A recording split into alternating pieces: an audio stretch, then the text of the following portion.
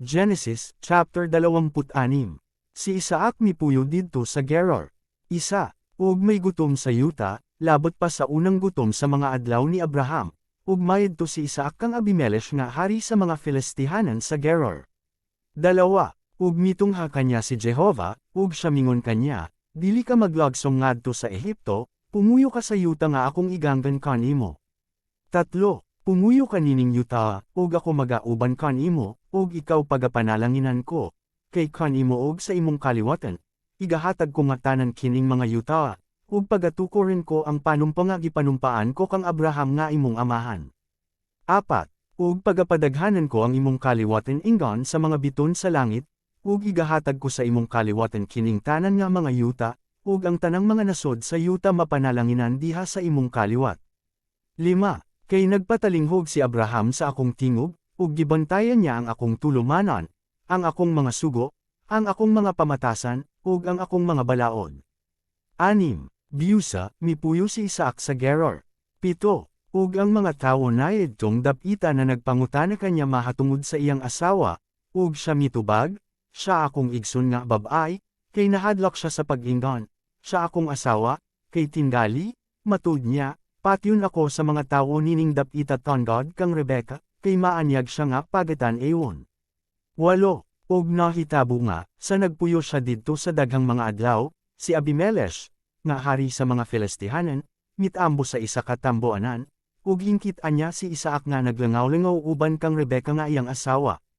Siyam, ug gituwag ni Abimelech si Isaac, ug mingon siya, anya karon, Siyamaw, sa pagkamatuod, ang imong asawa Biusa, nga nung mingon ka, siya akong igsoon nga babay. Ug si Isaac mitubag kanya, kay mingon ako, tingali ug mamatay ako tangod kanya. 10. Ug si Abimelech mingon, ansa kining gibuhat mo kanamo. Ang isa sa mga tawo diriyot makatipan paghigda sa imong asawa, ug ikaw mauanta ang mag-adala og sala sa ibabaw kanamo. 12. Ug nagpugas si Isaac nayad tung yuta, ug nakapanyuwag nayad tung tuwaga og USA kagatos kapilo, kay siya gipanalanginan ni Jehovah.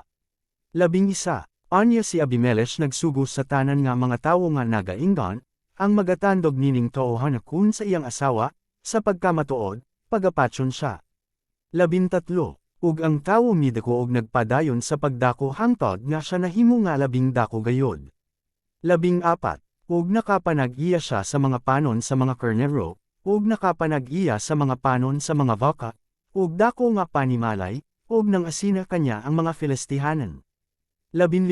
Karon ang tanan nga mga atabe nga gipangalot sa mga binatunan sa iyang amahan nga si Abraham gipanabunan sa mga Filistihhanan, ug kini gipanagpuno nila sa yuta. 16.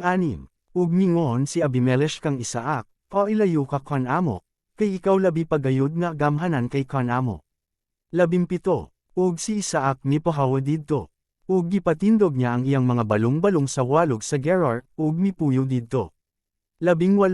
Ug gikalot pag-usab ni Isaac ang mga atabe sa tubig, nga ilang gikalot sa mga adlaw ni Abraham, nga iyang amahan, kay gitubonan sa mga Filistihhanan sa tapos mamatay si Abraham. Ug kinigihinganlan niya inggan sa mga ngalan nga gibutang kanila sa iyang amahan. 19. Ug ang mga binatunan ni Isaac na nagkalot didto sa walog, ug hingkaplaga nila didto ang USA kaatabe sa mga tubig nga nagatubod. 20. Ug ang mga magbalantay sa kahayupan sa Gerar na nagpakig-away sa mga magbalantay sa kahayupan ni Isaac, nga nagainggan, ang tubig amuman. Ug gihinganlan ang atabe Esek, kay sila nakig-away kanya. 21. Ug nagkalot na Yuzab sila og lain nga atabe, ug nakig-away Yuzab sila tangod nini, ug kinigihinganlan niya Sitna. 22. Ug mipahawa siya didto, ug mikalot og laing atabe, ug alang niya na wala na sila makig-away, ug kinigihinganlan niya Rehoboth, ug mingon siya, sanglit karon si Jehovah mihatag ug dapit alang kanato ug magadagan kita sa yuta. 23. Ug siya mitungas gikan didto padulong sa Beer-sheba. 24. Ug mitungha kanya ang Ginoo nayad tung gabona, ug mingon, ako mao ang Dios ni Abraham, nga imong amahan, dili ka mahadlok kay ako magauban kanimo ug ikaw pagapanalanginan ko, ug pagapadaghanan ko ang imong kaliwatan tangod kang Abraham nga akong ulipan. 26. Anya si Abimelech maedto kanya gikan sa Gerar ug si Ahuzeth, nga Abion niya, ug si Pichol, nga kapitan sa iyang kasundalohan. 25. Ug si Isaac mipatindog didto og USA kahalaran, ug nang aliya siya sa ngalan ni Jehovah, ug gipatindog niya didto ang iyang balong-balong, ug ang mga binatuna ni Isaac nagkalat og USA kaatabe. 27. Ug mingon kanila si Isaac, nganong miyanhi kamo kanako, sa nakita nga kamo nagadumot kanako, nga gisalikoy man gani ninyo ako sa halayo kaninyo. 28. Ug sila mong tubag, nakita na mo sa dayag gayud nga si Jehovah nag-uban kan imo ug na nag-inggan kami, himunta ang isa ka panumpa sa taliwala kanato, bisan sa taliwala kan amo ug kan imo, ug magapakigsaad kami kan imo. 29. Aaron dili ka magabuhat og dautan alang kan amo, maingon nga kami wala magatandog kan imo, ug inggan nga kaming tanan nagbuhat og maayo alang kan imo, ug ikaw gipag-ikan namo sa pakigdait, ikaw karon mao ang gibyulahan ni Jehovah. 30. Ug siya nagbuhat og kambira alang kanila, ug nangaon sila og nanginom. 31. Ug mingbangon sila sa kaadlon, ug na nagpanumpa sila ang USA sa isa, ug gipag-ikan sila ni Isaac, ug sila nang lakat gikan kanya sa pakigdait. 32.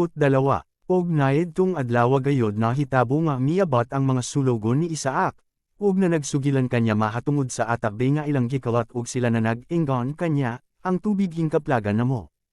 33. Ug kini gihinganlan niya og Seba, fangod nini, ang ngalan naedtong langsora bir Seba hangtod nining adlaw. 34.